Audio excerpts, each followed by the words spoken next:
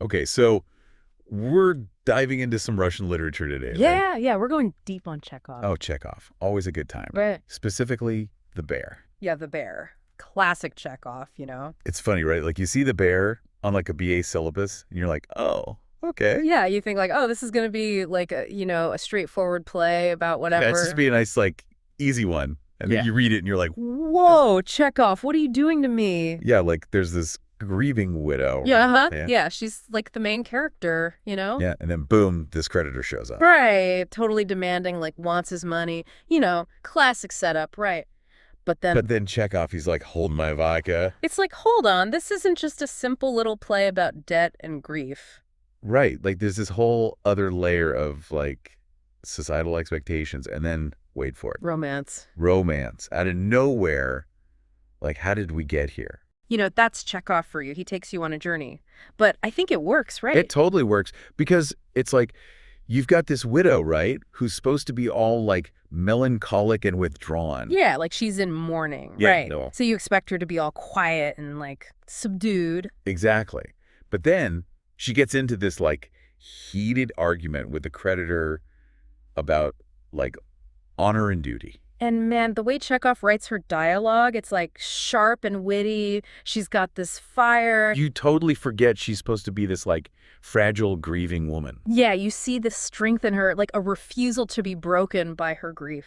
which is like kind of amazing when you think about it. It's like even in her sadness, there's this like spark of defiance. And then you have the creditor, right? Like at first he's like this stereotypical demanding dude. Yeah, like a caricature almost, loud, boisterous, like a real bear, as the title suggests. But then as the play goes on, you start to see these like glimpses of vulnerability. He's lonely, right? Like maybe he's just putting on this tough guy act to hide his own insecurities. Yeah, and suddenly this whole like unexpected romantic connection starts to make sense. They're both kind of these like wounded souls looking for connection in this like crazy world. Which like makes you think about the title The Bear even more, right? Yeah, because like on the surface, it's just a funny nickname for the creditor, right? Right, because he's all grumpy and gruff. But like bears, they can be fierce, right? But they can also be surprisingly gentle and protective. Oh, that's a good point. Like there's this duality to them. Exactly. And I think Chekhov is playing with that, right? Like Yeah. both the widow and the creditor, they have this like rough exterior. But underneath, they're both capable of like deep emotion and connection. Exactly. And that's like classic Chekhov, right? Taking these seemingly simple characters and revealing all this complexity. Yeah, it's like he's holding up a mirror to human nature, Yeah. showing us all the messy, contradictory parts of ourselves. Absolutely. And making us laugh along the way, which is like the genius of it. Okay, so let's say you're like a student prepping for a BA exam, right? Hmm. What are the big things to remember about the bear? Well, first off, Chekhov's character development is like next level. Yeah, he's a master at it. You got to pay attention to the way he uses dialogue, like how every line reveals something new about the characters. That's how he flips your expectations, right? Yeah. Like you think you know these people and then boom, he surprises you. Exactly. And of course, the themes: grief, loneliness, the pressure of societal expectations, and surprisingly, love. Oh, and don't forget the symbolism.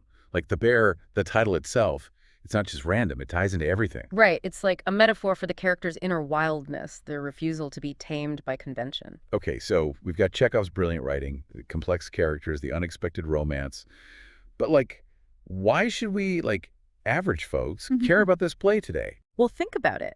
Haven't we all felt the weight of societal expectations at some point? Like, we're supposed to act a certain way, grieve a certain way. Yeah, totally. Like, especially with grief, there's all these like unspoken rules about how long you're supposed to be sad, how you're supposed to behave. Right. And Chekhov, he's challenging all that. Like, he's showing us that grief and life are messy and unpredictable. And that sometimes the most unexpected encounters can lead to like profound change. Exactly. Like, who would have thought that a grieving widow and a demanding creditor would end up like falling for each other? It's like a reminder that even when we're feeling lost and alone, there's always the possibility for connection. And that sometimes the people who challenge us the most can end up being the ones who understand us the best. Okay, that is so Chekhov, like finding hope and humor in the most unexpected places. Absolutely.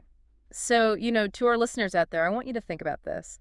Imagine yourself in the widow's shoes, right? Oh, yeah, like Yeah. facing this pushy creditor and all the pressures of society. What would you do? Would you give in to those expectations, or would you, like, find your own way to roar back at the world? Ooh, good question. It makes you think, right? It does. And, even if you don't have a definitive answer, just pondering that question, I think, is a testament to the power of Chekhov's work. So well said.